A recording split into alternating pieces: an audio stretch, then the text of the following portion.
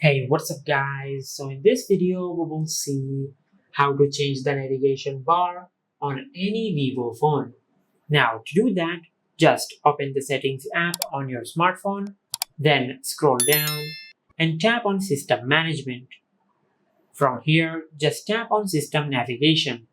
Now on this page, you can change the navigation bar from the three buttons to the navigation gestures,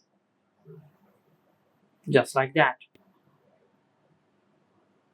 Or you can change it back to the navigation buttons.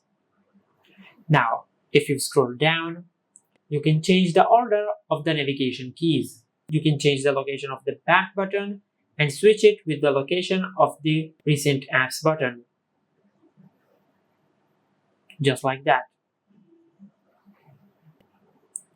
And also you can change the icon style of the navigation buttons, just like that. And this is how you can change the navigation bar on any Vivo phone.